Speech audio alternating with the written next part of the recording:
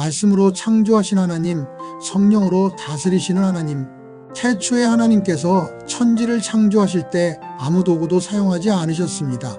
하나님은 단지 말씀하심으로 세상을 만드셨습니다. 하나님이 이르시되 빛이 있으라 하시니 빛이 있었고, 창세기 1장 3절 말씀은 하나님의 말씀이 곧 창조의 능력이며 생명의 근원이심을 명백히 보여줍니다. 그 말씀이 생명을 낳고 그 생명은 사람들의 빛이 되었습니다. 요한복음 1장 4절. 하나님의 말씀은 곧 생명이자 빛이며 이 우주와 인류를 존재하게 하고 유지하는 힘입니다. 그 말씀은 단순한 소리가 아니라 성령과 함께 생기를 불어넣는 창조의 영입니다.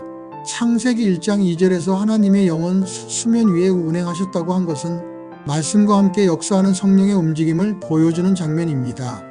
하나님은 말씀하셨고 성령은 그 말씀을 따라 움직이며 세상을 질서 있게 조성하셨습니다. 말씀이 명령하는 대로 성령이 운행하시고 그 운행 속에 생명이 태어났습니다. 이처럼 말씀과 성령은 함께 창조의 첫 순간부터 움직였고 지금도 세상을 다스리고 계십니다.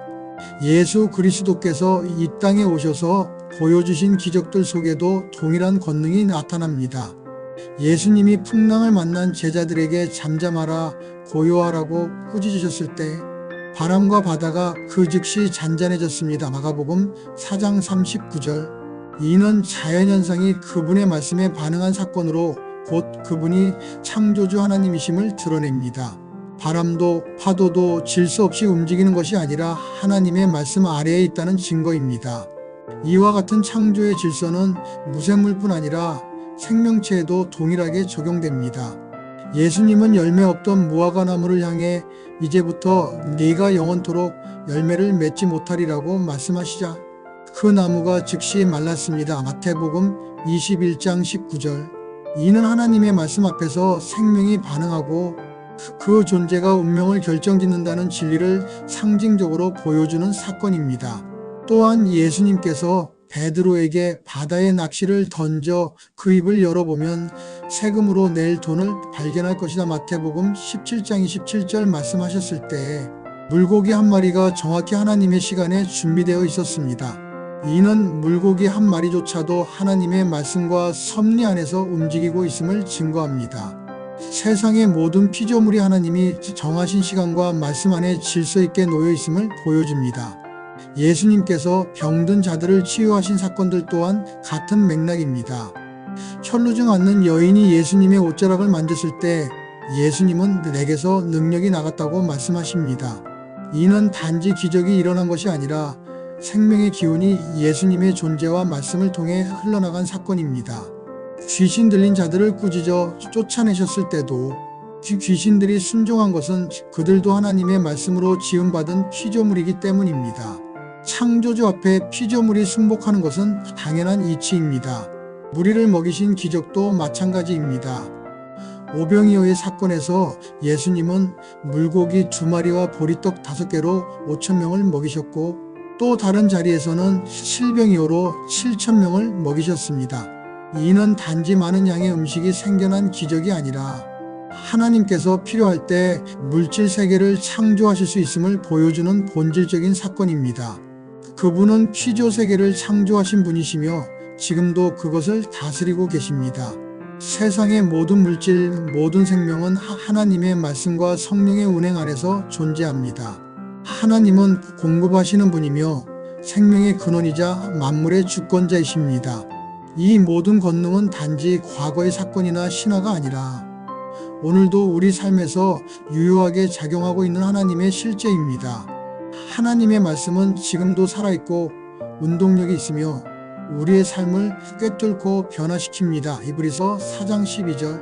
하나님의 성령은 우리 안에 거하시며 말씀을 기억나게 하시고 진리로 인도하시며 그 말씀을 따라 살아갈 수 있도록 힘을 주십니다. 요한복음 14장 26절. 이렇듯 하나님의 말씀은 단지 교훈이나 종교적 언어가 아닙니다.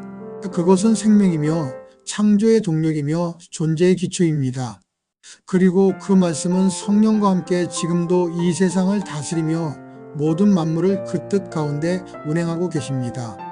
우리는 그 말씀과 성령 안에 살고 있으며 그분의 통치 아래 있다는 사실을 잊지 말아야 합니다. 말씀은 빛이며 생명입니다. 그리고 성령은 그 말씀을 우리 안에서 역사하게 하시는 하나님의 임재입니다. 그러므로 성도는 말씀을 배우는 것을 넘어 그 말씀 안에 살아야 하며 성령과 동행하는 삶을 살아가야 합니다. 말씀을 마음에 두고 성령의 인도하심에 귀 기울이며 살아갈 때 우리는 이 세상을 다스리시는 하나님의 통치 안에서 참된 안식과 생명을 경험할 수 있습니다.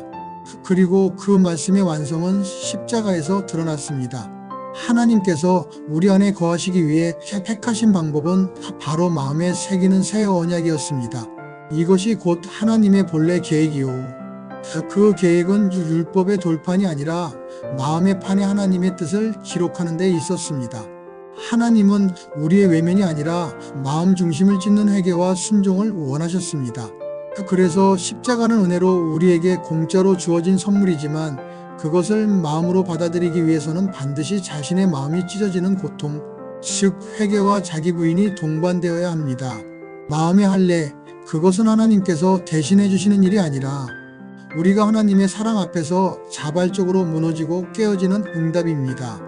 하나님은 억지로 우리의 마음을 찢지 않으십니다. 사랑으로 부르시되 응답은 우리의 몫입니다.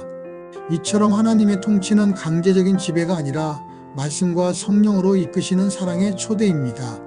그 초대에 응하여 마음을 열고 찢고 드리는 자만이 새 언약의 은혜를 마음에 새기고 진정한 생명의 통치 아래 살아갈 수 있습니다. 새 언약 학회는 마음에 새기는 십자가로 교회를 깨우는 사역을 하고 있습니다. 구독과 좋아요로 참여해 주세요.